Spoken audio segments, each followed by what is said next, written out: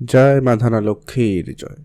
হরে হরে মহাদেব। আজকের ভিডিও অত্যন্ত গুরুত্বপূর্ণ। মেষ রাশির জাতক জাতিকাদের শুক্রদেবের গোচর পরিবর্তন। শুক্রদেব অর্থাৎ ধনরাজ কুবের যাকে হিসাবে ধরা হয় বা মাতা লক্ষ্মীর সাথে যার সাথে তুলনা করা হয় জন্মছকে, সেই শুক্রদেব তার নিজের রাশিতে ট্রানজিস্ট করছে এবং এই ট্রানজিস্ট থাকবে আগামী 14ই মে পর্যন্ত। অলরেডি ট্রানজিস্ট করেছে। আপনার জীবনে বেশ কিছু অলরেডি পরিবর্তন দিয়ে দিয়েছে। কারো জীবনে এখনও পরিবর্তন ঘটেনি, তাদের জন্য বলবো আগামী এই যে সময়কালটা থাকতে চলেছে, আগামী 13 থেকে 14 মে, এই যে সময়কালটা থাকবে আপনার জন্য, যেটা কিন্তু অফুরন্ত আশীর্বাদ প্রাপ্ত সময় হতে চলেছে। তো ধনরাজ কুবের বা শুক্রদেব যাকে বলা যেতে পারে, দৈত্যগুরু শুক্রদেব, তো সেই মুহূর্তে আপনার রাশি সাপেক্ষে অর্থাৎ মেষ রাশির সাপেক্ষে ঠিক দ্বিতীয় ঘরে ট্রানজিস্ট করছে, অর্থাৎ বিষ রাশিতে গোচর করছে। এই গোচর সময়কালে অত্যন্ত গুরুত্বপূর্ণ বেশ কিছু পজিটিভ, বেশ কিছু শুভ ফল আপনাকে প্রদান করবে। কারণ শুক্রদেব মানে হচ্ছে প্রেম, সৌন্দর্য, অর্থের কারক, আর সেটা আপনার ঠিক অর্থের ঘরে প্রভাবিত হচ্ছে।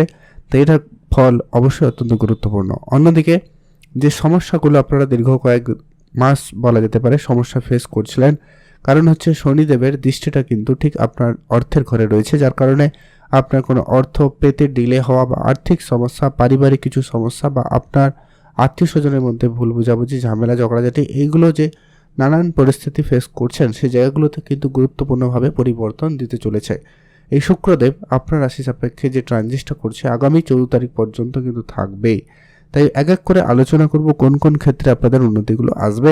তাই ভিডিও সম্পূর্ণ দেখবেন, না কেটে না স্কিপ করে। আর অবশ্যই আপনাদের জন্য আজকের এই ভিডিওটাই হতে চলেছে। প্রথমত হচ্ছে কি, আপনার এই শুক্রদেব হচ্ছে আপনার অর্থের কারক এবং সপ্তমপতি অর্থাৎ দাম্পত্য ব্যবসারও কারক।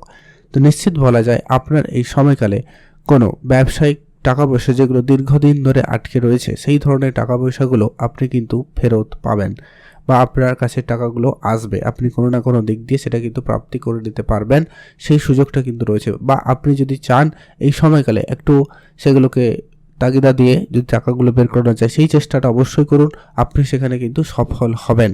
যারা লোন রিকভারি করেন কিংবা টার্গেট বেসিস জব করে থাকেন যেখানে টাকা কালেকশন করার ব্যাপার থাকে, তো সেই জায়গাতে আপনি কিন্তু এই সময়কালে আপনার বড় টার্গেটগুলো রাখতে পারেন, তাহলে কিন্তু সেটা প্রাপ্তি ঘটার সম্ভাবনা সব থেকে বেশি এবং ভালো লক্ষ্য করা যাবে। এছাড়া আপনার কোনো বড় হঠাৎ অর্থপ্রাপ্তির একটা সুযোগ তৈরি হবে, কারণ শুক্রদেবের একটাই দৃষ্টি যেটা আপনার রাশি থেকে ঠিক অষ্টম ঘরে থাকছে। আর অষ্টম ঘরে হচ্ছে আপনার হঠাৎ প্রাপ্তি বা আপনার পূর্বপুরুষের রেখে যাওয়া কোনো বিষয় সম্পত্তি বা পিতার কাছ থেকে আপনি অর্থ পেতে পারেন, কারণ সেই টাকা বলা হয় গুপ্তধন বা বড় অঙ্কের অর্থপ্রাপ্তি বলা যেতে পারে, যেটা আপনি ইনকাম করেননি, সেই ধরনের টাকা পয়সাগুলো কিন্তু আপনি পেতে পারেন। এছাড়া অত্যন্ত গুরুত্বপূর্ণ যে প্রভাবটা থাকবে সেটা হচ্ছে আপনার সপ্তম ঘরটাও এই সময়কালে অ্যাক্টিভ থাকবে। তাই আপনি এটাও খেয়াল করতে পারেন, হয়তো দেখবেন যে কি আপনার পার্টনার যদি থাকে, আপনি যদি বিবাহিত হয়ে থাকেন, সেক্ষেত্রে আপনার পার্টনারের কাছ থেকে আপনি কোনো আর্থিক সহযোগিতা পেতে পারেন। হয়তো আপনি কোনো আর্থিক সমস্যা রয়েছেন, দেখবেন তাদের কাছ থেকেই বা তার কাছ থেকেই কিন্তু বেশি অর্থ আপনি সহযোগিতা পেতে পারেন। এমনকি আপনার পার্টনারের ফ্যামিলি থেকেও আর্থিক সহযোগিতা আপনি কিন্তু পেতে পারেন। সম্ভাবনা সেখানে অত্যন্ত প্রবল এবং ভালো লক্ষ্য করা যাচ্ছে কিংবা যাবে। এছাড়া শুক্রদেব হচ্ছে সৌন্দর্যের কারক, আর আপনার কথাবার্তাতেও ঠিক সেই রকম পরিবর্তন আসতে লক্ষ্য করা যাবে। এই দ্বিতীয় ঘর থেকে কিন্তু আপনার কথাবার্তাও লক্ষ্য করা হয়, তো সেই জায়গা থেকে আপনার কথাবার্তাতেও বেশ সুন্দর এবং মাধুর্য ব্যাপারটা কিন্তু আসবে, এই সম্ভাবনাটা কিন্তু রয়েছে। যার কারণে কিন্তু অনেক কাজে আপনি কিন্তু এগিয়ে যেতে পারবেন। যেখানে তর্ক ঝগড়া দিয়ে বিষয়টা সলভ করা যায়নি, সেখানে আপনি কিন্তু এই মধুর কথায় কিন্তু আপনি লোকের মন জয় করতে পারবেন, আপনি আপনার কাজটাকে বের করে নিতে পারবেন। তো মেষ রাশির সাপেক্ষে সেই জায়গাটা কিন্তু এই জন্য খুবই পজিটিভ প্রভাব দিচ্ছে। এছাড়া অন্যান্য দিক দিয়ে যে সমস্যাগুলো আপনারা দীর্ঘদিন ধরে পাচ্ছিলেন, এবার কিন্তু সেখানে ইমপ্রুভমেন্ট আসবে। আপনার যে সমস্ত বন্ধুবান্ধবের সাথে কথাবার্তা বন্ধ হয়ে গেছিলো, দীর্ঘদিনের কোনো বন্ধুত্বের সম্পর্কের জায়গায় দূরত্ব তৈরি হয়েছিল, সেই জায়গাগুলোতে ঠিকঠাক হবে এবং সেখানে আপনি কিন্তু বেশ ভালো ফল প্রাপ্তি করে নিতে পারবেন।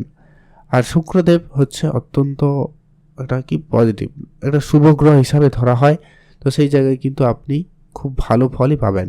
কারোর বিবাহিত জীবনে যদি কোনো সমস্যা ঝগড়াঝাটি, ভুল বোঝাবুঝি এরকম কিছু পরিস্থিতি চলে আসছিল, সেখানে কিন্তু পরিবর্তন থাকবেই।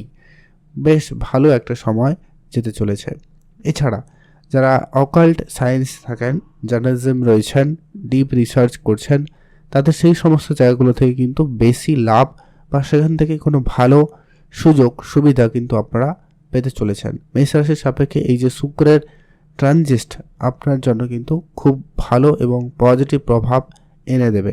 তাই আপনারা অবশ্যই অ্যাক্টিভ থাকুন, চোখ কান খোলা রাখবেন। আর এই যে ট্রানজিট বা এই প্রভাবটা আগামী আর মাত্র 12-13 দিন থাকবে, তারপরে কিন্তু শুক্র আবারও রাশি পরিবর্তন করে যাবে। তো এই সময়কালে যাতে এই প্রভাবটা আপনার জীবনে সব থেকে বেশি করে প্রাপ্তি করতে পারেন, তার জন্য কয়েকটা কাজ আপনারা ফলো আপ করতে পারেন, যাতে আপনার শুক্র মজবুত হয় আপনার জন্মছকে, বা আপনি শুক্রের প্রভাবটা বেশি করে পান, যাতে আপনার আর্থিক সমস্যা, আপনার জীবনের সমস্যা, মানসিক চাপ, আর্থিক যে টেনশন যেটা আপনার অলরেডি ঘিরে রয়েছে সেখানে যাতে পরিবর্তন আসে।